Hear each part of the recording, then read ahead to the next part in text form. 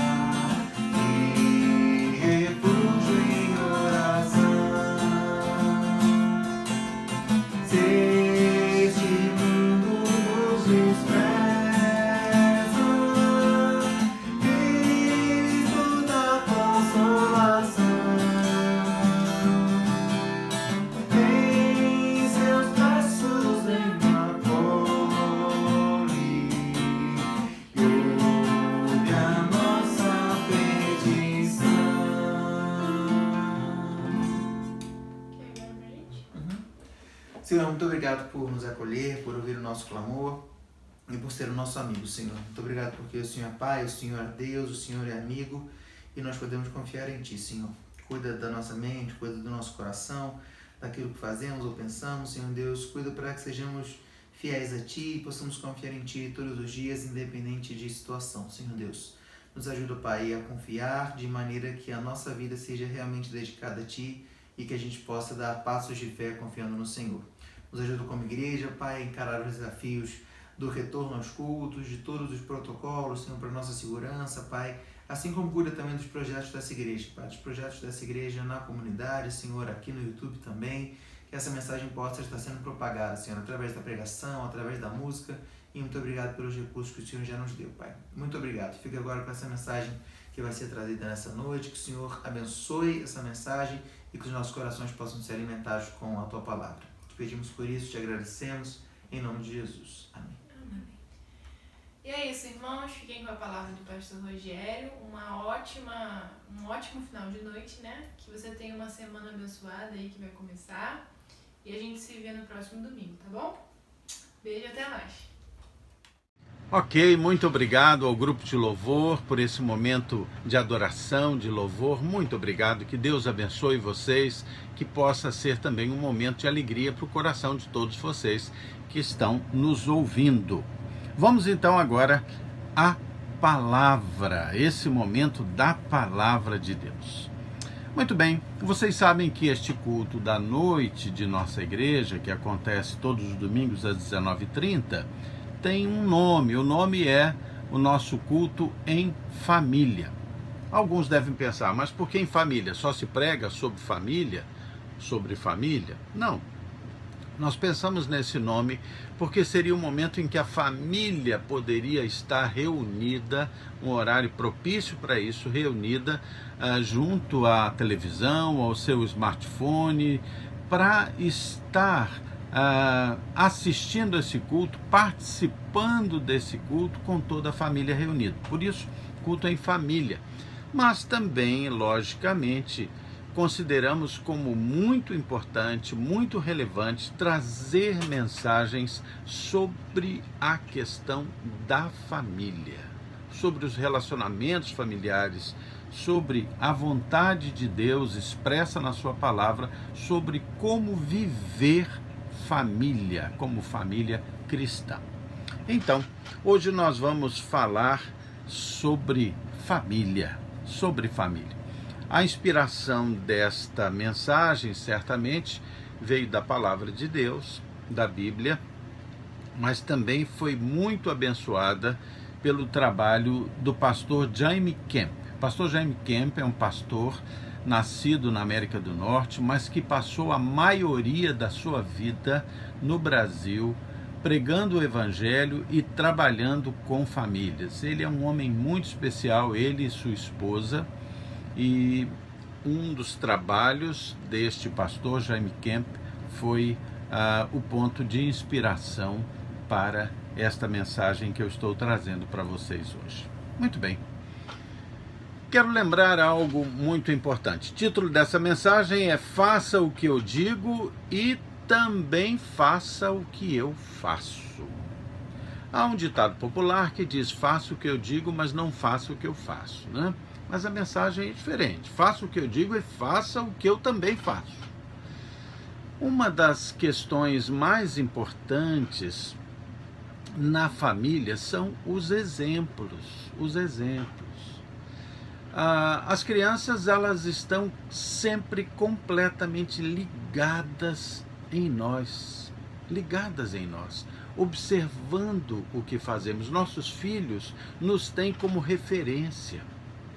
Então, como é importante que nós, logicamente, ensinemos aos nossos filhos, mas que também tenhamos atitudes coerentes, compatíveis com aquilo que nós ensinamos. Outro dia, conversando com uma amiga, ela me falava da observação dela com relação à filha bem pequena, apenas de 1 ano, de um irmão nosso da igreja.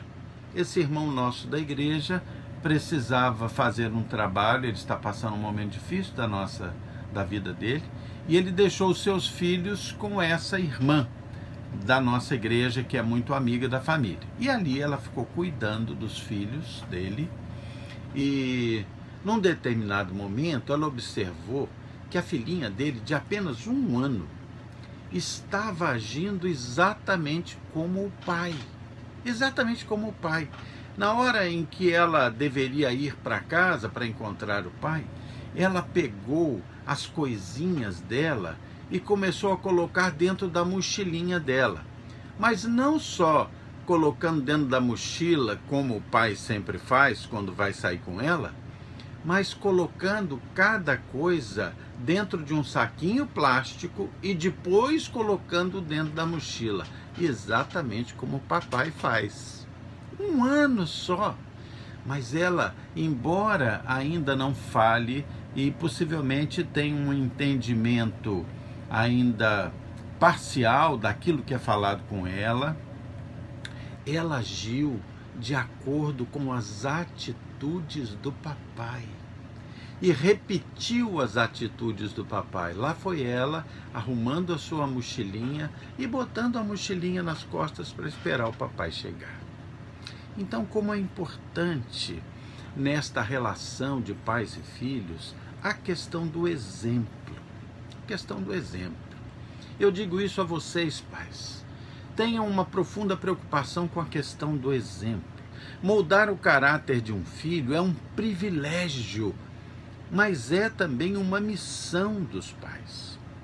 É como se os pais fossem atores e eles estivessem no palco e os filhos fossem os que assistem a plateia desse show da vida, e os filhos estão ali assistindo tudo. Na adolescência, então, no momento em que se dá uma certa consolidação dos valores que foram aprendidos com os pais, e esse momento da adolescência é tão importante para que nós adquiramos a nossa própria personalidade, né? Que nós tenhamos a determinação clara de quem nós somos, quem nós seremos. Muitas vezes, nesse momento, há uma definição emocional, uma definição de caráter, uma definição espiritual, moral. Então, esse é um momento extremamente importante e precioso de como os filhos observam os seus pais, como agem, como lidam com as questões. Nós vivemos um tempo em que esse tempo que é chamado de pós-modernidade, e até já há outros nomes para esse nosso tempo, talvez de modernidade líquida e outros, a figura do descartável tomou uma projeção muito grande nesse tempo, né? Copos descartáveis, pratos, fraldas, barbeadores, mas aí também começou a haver uma visão das pessoas descartáveis. Entrou na modernidade o casamento descartável, o cônjuge descartável e até os filhos descartáveis. E isso é um veneno dentro da família, é um veneno dentro da exemplificação dos pais para com os filhos. As pessoas gostam tanto do descartável porque é muito mais fácil jogar fora um copo do que lavar um copo, jogar fora um prato do que lavar um prato. É mais fácil descartar um casamento do que lutar por ele. E aí as pessoas começaram a descartar os seus casamentos pelos motivos mais fúteis.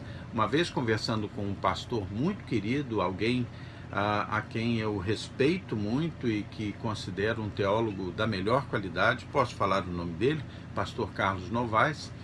Ele sentou comigo numa determinada situação e falou: Rogério, há muitos divórcios, isso me entristece muito. E ele me disse: o que mais me entristece é que os divórcios se dão pelos motivos mais fúteis, pelos motivos mais tolos. É fácil descartar um casamento, mas é muito melhor é muito mais positivo, é muito mais construtivo, está muito mais dentro da vontade de Deus lutar pelo casamento. É mais fácil descartar o filho do que pagar o preço de viver uma vida de exemplo para o filho. É muito mais fácil descartar. Muitas pessoas não estão dispostas a dedicar tempo aos seus filhos. Não estão dispostas a viver uma vida para dar exemplo aos seus filhos. Eu digo, isso é fundamental. Você está construindo alguém e o seu exemplo provavelmente é ainda mais importante do que aquilo que você fala. Esses são determinados conceitos do uso das pessoas, né? As pessoas não deveriam ser usadas, né? Há um teólogo americano que deixou uma frase interessante. Ele dizia: nós devemos amar as pessoas e usar as coisas, mas jamais amar as coisas e usar as pessoas.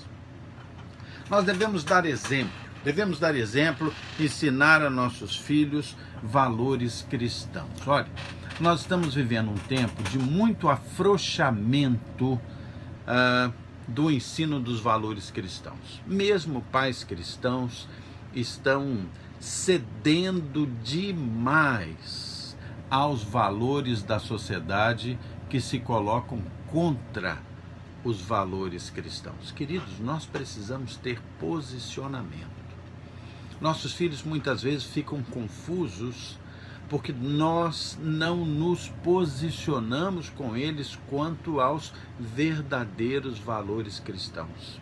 E a sociedade, com seus valores tortos, com seus valores completamente contra a vontade de Deus, essa sociedade vai entrando na nossa casa, vai entrando na nossa igreja e vai destruindo os valores que a palavra de Deus deixou tão claramente expressos para nós.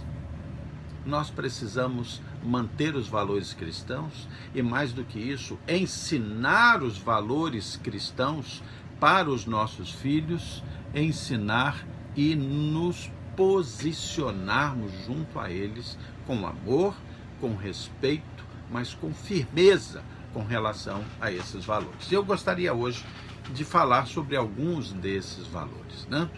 E nós vamos usar muito a Bíblia. Põe a sua Bíblia aí do lado. Nós vamos usar. Um dos valores muito importantes com relação àquilo que ensinamos aos nossos filhos, valores cristãos, está o valor do temor a Deus. Temor a Deus, é isso mesmo, temor a Deus. Eu quero convidar você a abrir a sua Bíblia em Provérbios 9:10. Você vai ver aí que o temor do Senhor é o princípio da sabedoria. Quer dizer que temer a Deus é o que vai construir na nossa mente o princípio da sabedoria. Talvez alguém diga assim: peraí, mas e temor, isso é medo? É medo de Deus? Não é, o conceito de temor não é o de medo. Só tem medo de Deus quem não conhece a Deus, né?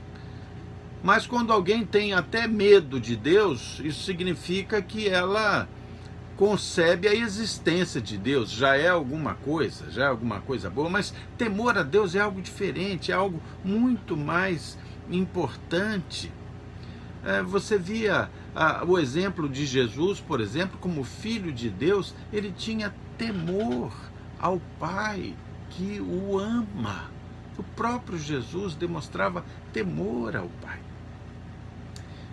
Uma vez eu ouvi uma história que nos mostra muito claramente o que é esse sentimento de temor a Deus. Isso é uma história verdadeira, foi me contada por um pastor, e ele disse o seguinte, que uma jovem, início de juventude, lá da sua igreja, um dia foi convidada pelo grupo de jovens que ela se relacionava. E esse grupo de jovens que ela se relacionava na escola, lá, convidou, olha, vamos para uma balada hoje, um batidão aí em tal lugar, e um lugar suspeito, e ela disse, não, eu não vou não, eu não vou. E aí o namoradinho dela, zombando dela, disse, você tá com medinho do papai?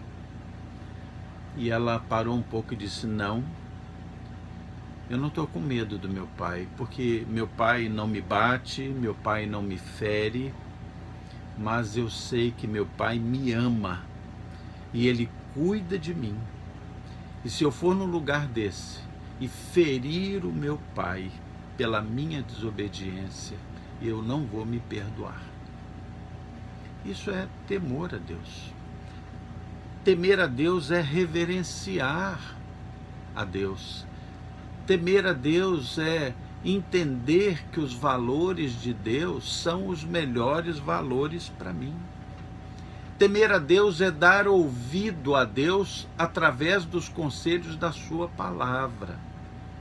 Temer a Deus é ter consciência de que Deus é amor, mas que Deus também é justo.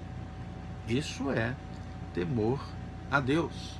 Vocês lembram daquela história bíblica, todos vocês conhecem, de José, o chamado José do Egito, lá no Velho Testamento? José foi levado para o Egito e quando, estando lá no Egito, foi levado a servir um homem chamado Potifar, que era o chefe da guarda lá de Faraó. Então José do Egito, ele foi seduzido, ou houve uma tentativa de sedução de José, que era um rapaz bonito, jovem. A esposa desse chefe da guarda, Potifar, tentou seduzir a José. E José se negou a aceitar a proposta de sedução desta mulher de Potifar, uma mulher leviana. Então eu quero convidar você aí a abrir a sua Bíblia em Gênesis 39, primeiro livro da Bíblia, Gênesis 39. Abra aí. Gênesis 39, versículo 9. Interessante, no momento em que ela tentou seduzi-lo, vamos lá ler Gênesis 39, a partir do versículo 8, diz assim, a partir do versículo 7, aconteceu depois dessas coisas que a mulher de Potifar pôs os olhos em José e lhe disse, deita-te comigo. Ele, porém, recusou e disse à mulher do seu senhor, tem-me por mordomo o seu marido, e ele nem sabe o que há em casa, pois tudo o que tem ele passou para as minhas mãos. E ele não é maior do que eu nessa casa, e nenhuma coisa ele me proibiu, senão a ti, porque és sua mulher. Como, pois, cometeria eu tamanha maldade e pecaria contra Deus? José temia Deus. José sabia que deveria prestar obediência a Deus. Isso é temer. Temer a Deus implica em levar Deus a sério. Levar Deus a sério. Há muitas vezes uma visão de Deus complacente no nosso tempo. Muitas vezes tenho falado nisso.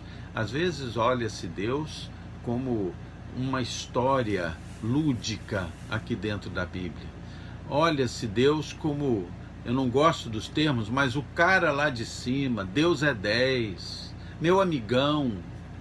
Deus é amor, mas a Bíblia deixa clara que Deus é severo, severo. E aí a gente começa a pensar no seguinte, temer a Deus é uma medida sábia? Há sabedoria em temer a Deus? Quero lembrar você que a palavra sabedoria, na sua raiz hebraica, significa ter o ponto de vista de Deus sobre a vida. Sabedoria dentro da estrutura da palavra, lá no hebraico, lá no Velho Testamento, significa isso, ter o ponto de vista de Deus com relação à vida. Somos sábios quando nós olhamos a vida pelo ponto de vista de Deus. Temer a Deus é capaz de nos fazer pessoas mais sábias, tomar decisões mais acertadas. Para temer a Deus é preciso que a gente tenha humildade. Humildade de não seguir as nossas próprias vontades, não seguir as pressões que a sociedade faz sobre nós, mas seguir a vida através da visão e do ponto de vista de Deus sobre a vida.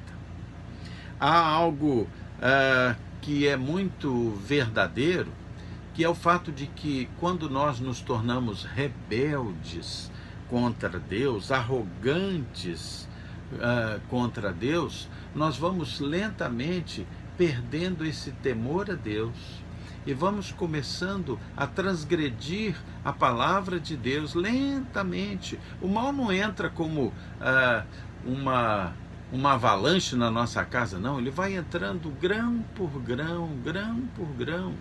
A gente vai se tornando arrogante, vai se tornando rebelde, vai abrindo pequenos espaços até que grão a grão toda a casa da nossa vida é invadida. Eu vou convidar você para ler o que está em Provérbios 8:13.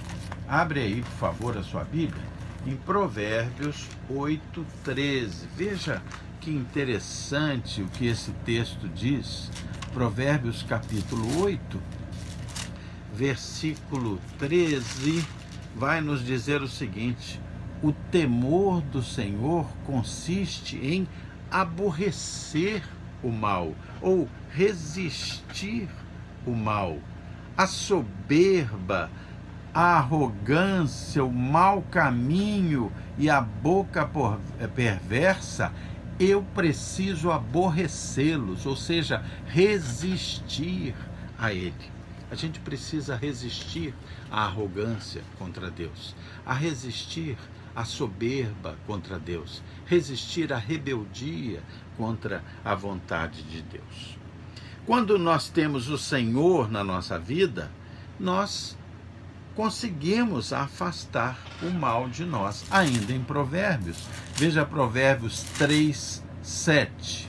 3:7 nos ensina o seguinte: não seja sábio aos seus próprios olhos, mas teme ao Senhor e aparta-te do mal. Quando você consegue entender que você deve temer ao Senhor, aí sim você consegue se apartar, se afastar do mal. Muito bem, os nossos filhos e nós, como seres humanos que somos, temos a tendência natural de pecar, né? A Bíblia diz que todos pecaram e separados estão da glória de Deus. A nossa tendência natural é o pecado. O apóstolo Paulo dizia: olha, as coisas erradas que eu não queria eu faço, mas as coisas boas que eu queria fazer, essas eu não consigo fazer. Paulo dá uma declaração, dá um testemunho da sua luta contra fazer aquilo que não seja a vontade de Deus, porque a nossa tendência natural é pecar. E só pela ação de Deus, pela comunhão com o Espírito Santo, nós podemos resistir ao mal nas nossas vidas, dar exemplo aos nossos filhos e levá-los também a temer a Deus. Outra coisa importantíssima, temos que tratar disso nesse dia. Olha, você precisa ensinar os seus filhos a lutar contra a tentação sexual. Nós temos sido frouxos demais com relação ao aconselhamento quanto a resistir às tentações no campo sexual.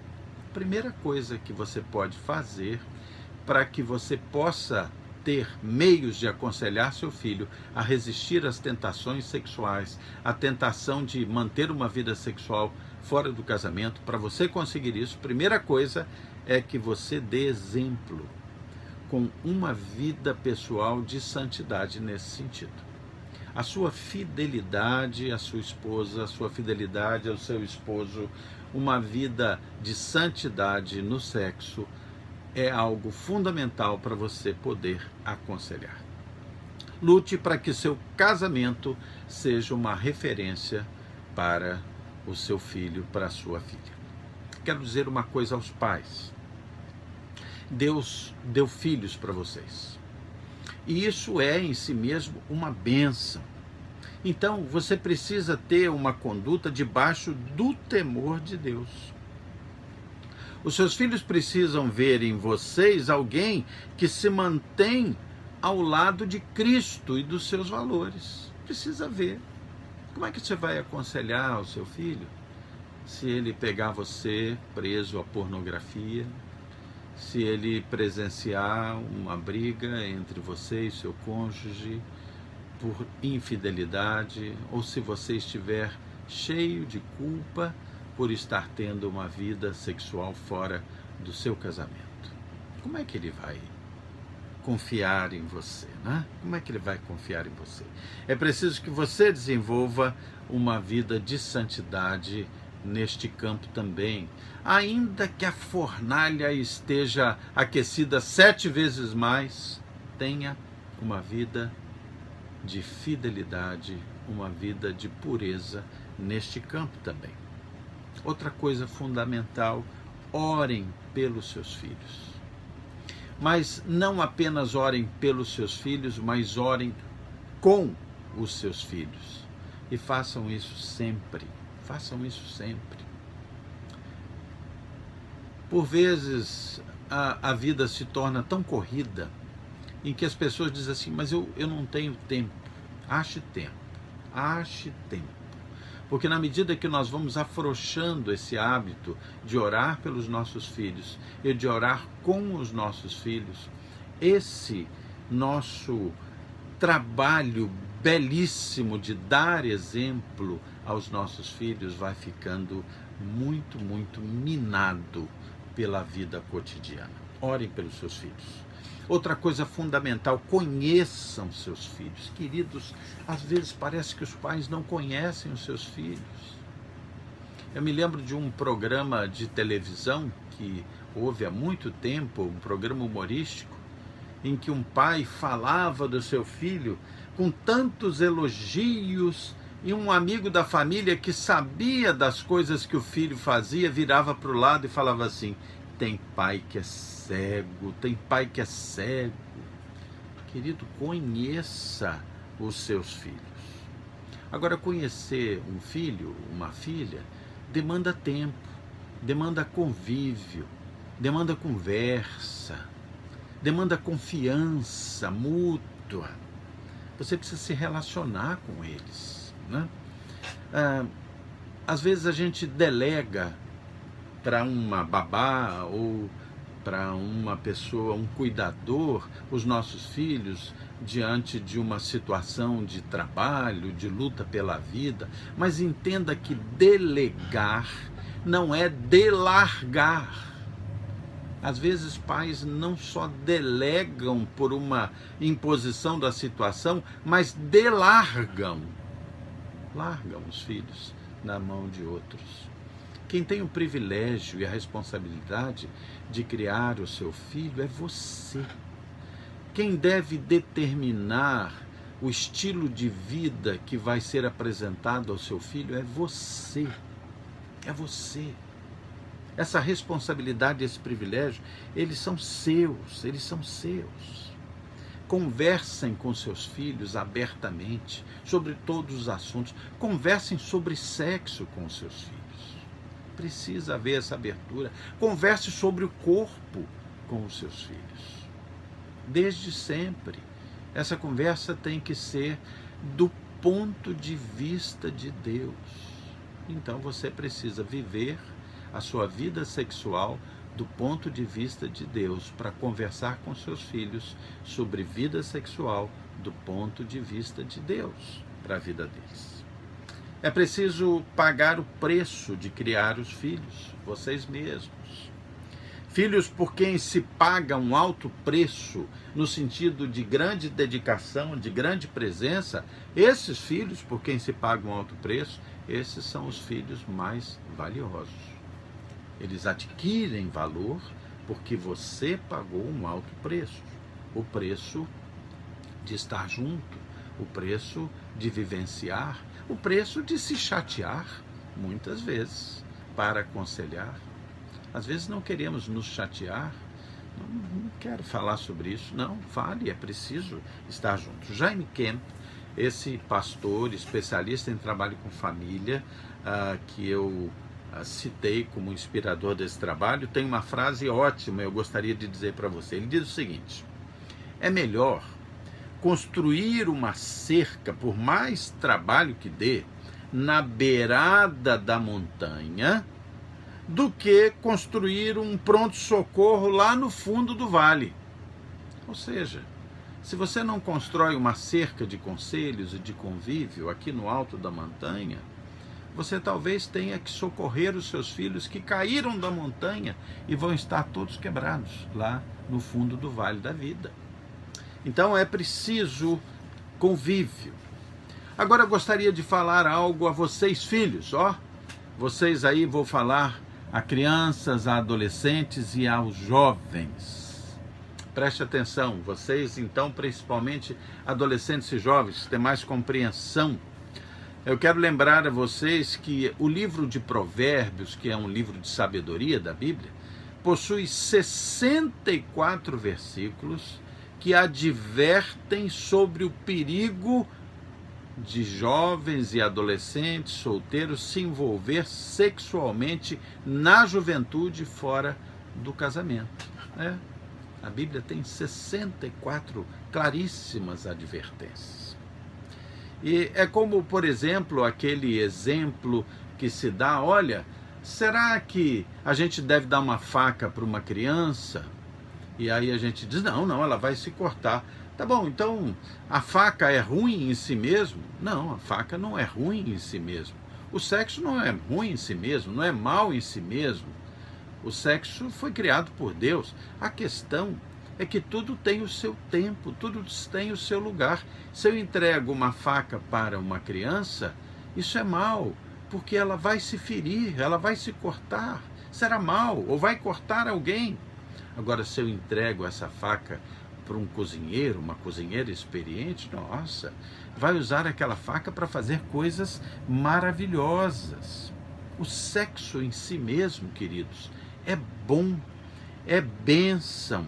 A questão é que Deus nos mostra claramente quando e como o sexo deve estar presente nas nossas vidas. Vocês precisam ter consciência da importância de viver segundo a Bíblia, os conselhos da Bíblia. A mídia as mídias de todos os tipos, elas hoje trabalham fazendo uma grande indução ao sexo prematuro. Há determinadas ideologias que têm procurado distorcer a questão do sexo de forma muito intencional. Há heróis nas mídias, como no WhatsApp, no YouTube. Infelizmente, o YouTube não é o culpado disso propriamente, mas sim essas pessoas que acabam trazendo valores ruins, essas mídias alternativas, e também as mídias clássicas, como revistas e filmes e a televisão aberta. Há uma grande indução ao sexo prematuro, fora do casamento. Isso é motivo de infelicidade, Há ideologias muito claramente comprometidas em distorcer a visão do que seja o sexo na mente de crianças, de adolescentes e de jovens. E pais precisam estar presentes no aconselhamento nesse sentido. É preciso mostrar aos adolescentes, aos jovens, a realidade, porque está sendo mostrado a eles um mundo irreal, onde no fim tudo dá certo, sem nenhuma consequência. Mas não é assim. Isso é mentira. Há uma tentativa clara de destruir a estrutura da família básica, pai, mãe, filhos, respeito. valores.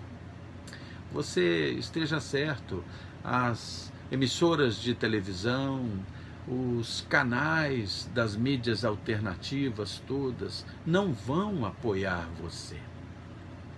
Há muitos artistas que estão induzindo as crianças, os adolescentes, os jovens a manterem uma vida sexual promíscua e fora do casamento. Os colegas da escola não estão preparados para aconselhar nesse sentido.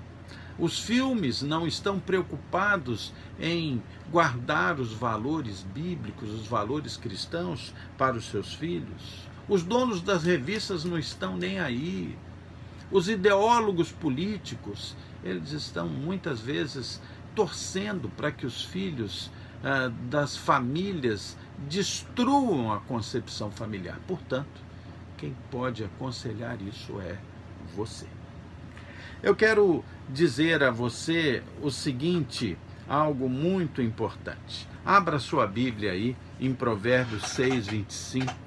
Provérbios 6, 25.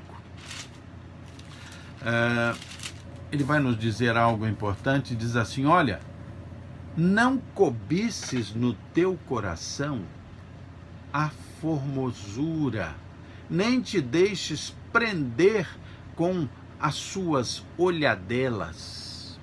Esse texto aqui é um momento em que Salomão, ele está, nesse versículo, aconselhando seu filho a não manter o seu pensamento, não prestar atenção, não deixar que os seus olhos traiam os seus próprios princípios, porque Salomão estava de olho numa mulher leviana, uma mulher sem nenhum valor que estava tentando seduzir o seu filho, não é?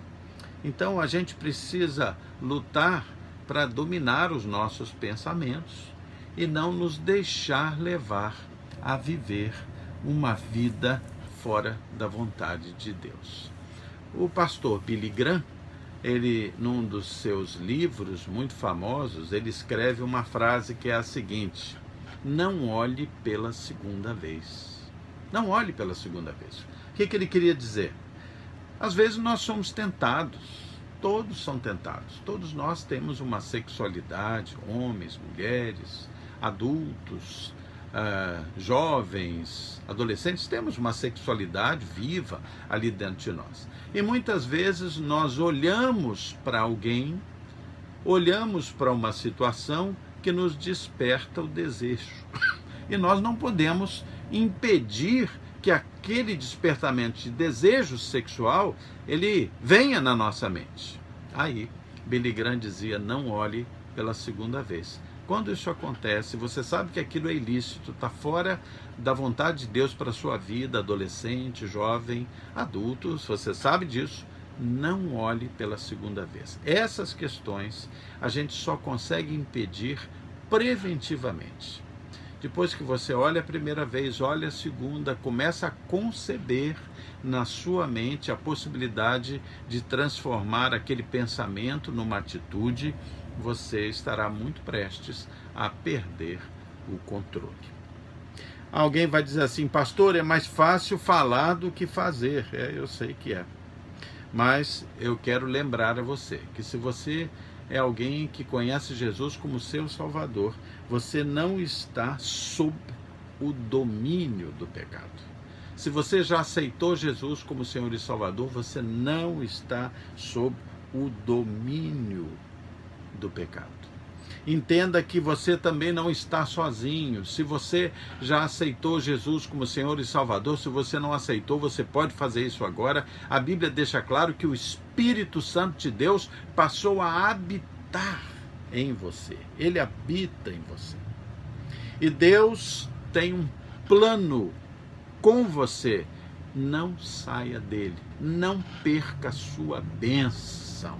Não perca a sua bênção. Muito bem, quero lembrar ainda, caminhando para o final, tirem da mente e da prática diária todas as situações que levam você a se enfraquecer. Uma das razões porque as pessoas caem nos pecados, caem, por exemplo, no pecado do sexo fora do casamento, é porque elas acabam cultivando hábitos, cultivando práticas diárias que vão alimentar esse desejo, que vão alimentar a possibilidade de você cair numa situação como essa. Eu quero convidar você a abrir a sua Bíblia em Filipenses 4:8. Vamos lá para o Novo Testamento? Filipenses 4:8. Abre lá. Filipenses 4:8. Abriu? Olha só. Olha o que diz Filipenses 4:8. Diz assim: finalmente, irmãos, tudo que é verdadeiro, tudo que é respeitável, tudo que é justo, tudo que é puro, tudo que é amável, tudo que é de boa fama, e se alguma virtude há, e se algum louvor existe, seja isso o que ocupa o vosso pensamento. Nós precisamos ocupar o nosso pensamento, ocupar o nosso convívio, ocupar as nossas ações e atitudes com aquilo que é bom, aquilo que nos ajuda a viver uma vida segundo a vontade de Deus. Uma vez conversando com um jovem que eu amo muito, mas que tem uma dificuldade com dependência química, dependência de cocaína, eu falando com ele, falou: onde é que acontece de você obter a droga? Ele quer deixar a cocaína, está com muita dificuldade. Ele disse: em tal lugar, quando eu vou. Aí eu disse para ele: não vá naquele lugar. Não vá onde há uma forma de facilitar a sua queda. Então, quando você tiver uma tentação no campo sexual, não vá onde está a pessoa que compartilha desse deslize sexual com você. Não acesse sites pornográficos que vão fomentar em você esse desejo.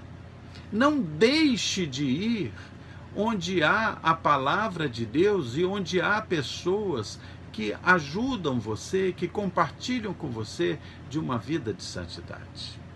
Então, nós precisamos aprender a trazer a mente, a trazer ao campo das nossas atividades, a conviver com as pessoas que compartilham conosco da luta e do profundo desejo de viver a vida segundo o ponto de vista de Deus. Tirem da mente e da prática diária aquilo que levaria vocês a se enfraquecer. Outra coisa é: não brinque com o inimigo. Estabeleça limites para a sua curiosidade. Às vezes as pessoas brincam com o inimigo, né? Como se...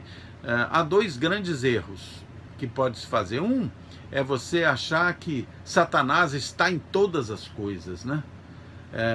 Há pessoas que põem demônio em tudo, põem a culpa de Satanás em absolutamente tudo, enquanto que tantas vezes elas mesmas deveriam tomar determinadas atitudes, não tomam e aí põem a culpa em Satanás. Isso é um erro, botar a culpa no diabo em tudo. Nós temos responsabilidade. Agora, a outra questão que é um erro também é achar que Satanás não está em nada, não tem poder nenhum, não vai fazer nada contra nós. Isso é um outro extremo, completamente errado. Seria a gente brincar com o inimigo e deixar de estabelecer limites de proximidade com ele e com a vontade dele. É preciso lutar contra as ações de Satanás na nossa vida. Você não deve se fazer de desentendido. Não faça desentendido, não. Você não pode dar legalidade a Satanás na sua vida. Há situações em que nós fazemos coisas que acabam dando legalidade a Satanás na nossa vida. Nós compartilhamos de atividades que dão legalidade a Satanás, nós vemos sites que dão legalidade a Satanás, nós vamos conviver com situações, com lugares e com pessoas que acabam dando legalidade a Satanás. É preciso resistir, é preciso tomar posições. Quero convidar você a abrir sua Bíblia em 1 Pedro 5. lá no final da Bíblia, 1 Pedro 5, abre lá, 1 Pedro 5, está abrindo aí? 1 Pedro, capítulo 5, versículos 8 e início do 9, diz assim, olha, sede sóbrios e vigilantes, o diabo, vosso adversário, anda em derredor, como um leão que ruge, procurando alguém para devorar. Resisti-lhe firmes na fé. Resistir. É preciso resistir. Escolha seus amigos, escolha suas companhias, entre aqueles que têm hábitos saudáveis, que têm bons valores morais, que são tementes a Deus.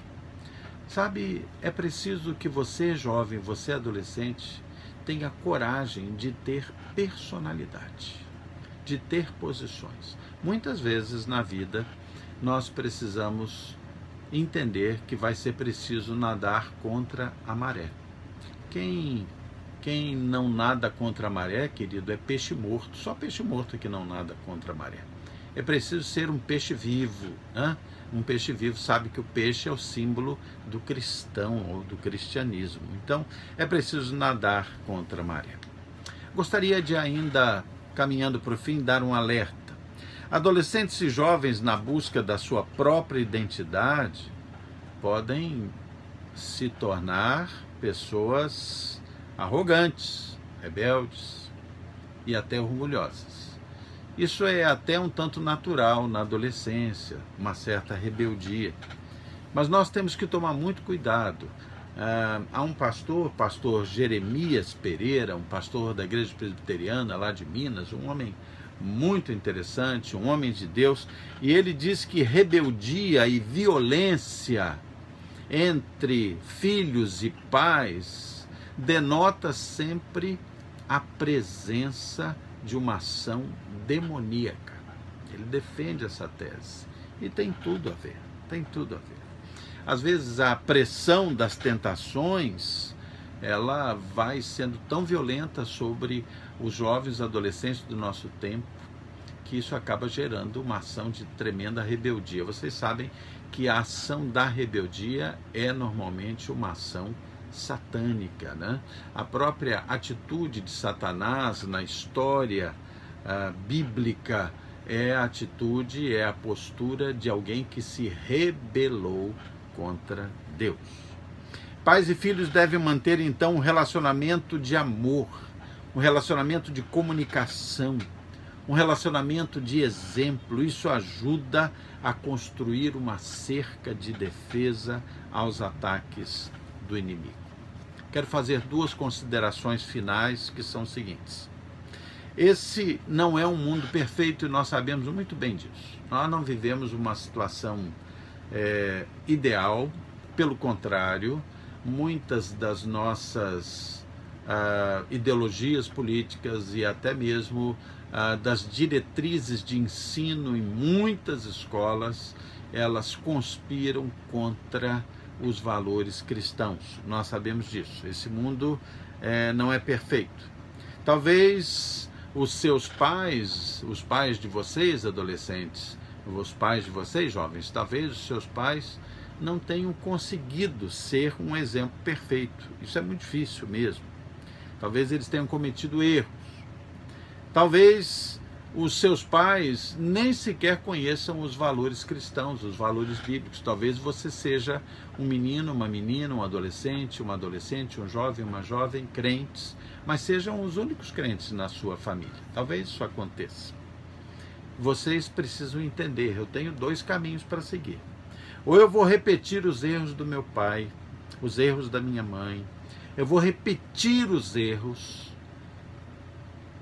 e isso vai destruir a minha vida, esses erros que eles cometeram, que tanto me incomodam, ou eu vou aprender com os erros do meu pai, com os erros da minha mãe, e eu vou lutar, eu vou honrar meus pais, mas, embora eu honre meus pais, eu vou lutar para não cometer os mesmos erros, para não ir passando esses erros de geração em geração.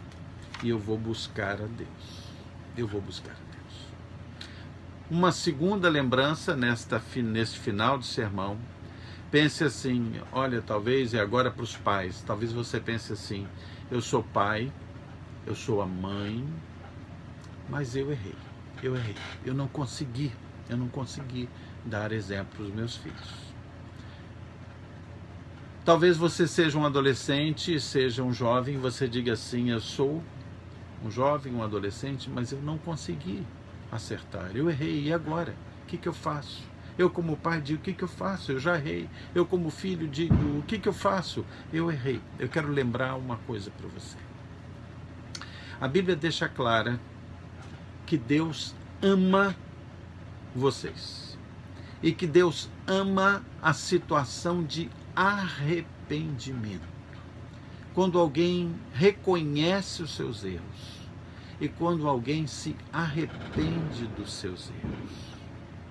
Isso deixa Deus extremamente feliz, pronto a perdoar, pronto a ajudar, pronto a restaurar. Você deve dar a devida importância à morte de Cristo na cruz. Quando Jesus morreu naquela cruz, ele morreu para pagar o preço dos pecados de todos os homens, de todas as mulheres, de todos os tempos, inclusive esses pecados, esses erros que você cometeu. Basta que você se arrependa desses pecados e busque a Deus, e a Bíblia diz que Ele é fiel e justo para perdoar. Lembre-se que o seu futuro não é aqui, o seu futuro é no céu, e Deus sempre poderá restaurar você. Talvez alguém pense assim, eu errei, eu cometi erros, o que é que as pessoas vão dizer de mim? Ou talvez você já esteja tão comprometido com determinados erros, com determinados grupos que estão errando nas suas vidas, e você vai pensar, se eu mudar, o que esse grupo vai dizer de mim? E eu quero lembrar você que o Senhor é a sua luz, que o Senhor é a sua salvação, que o Senhor é a sua fortaleza. E esse Salmo 27:1 diz assim, olha, Ele é a minha luz, a minha salvação e a minha fortaleza, a quem temerei? Você não tem ninguém a temer, a não ser temer a Deus. Ele é o Senhor da vida e da morte. Ele é o dono do mundo e de todos aqueles que habitam no mundo. Deixe o passado no passado. O seu futuro está em branco. Seja você pai, seja você filho, escreva um novo futuro diante de Deus. Não tenha medo de mudar, de se arrepender e de seguir em frente.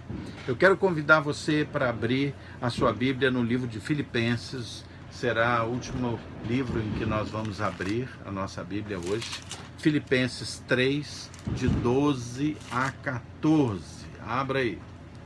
Filipenses 3, de 12 a 14.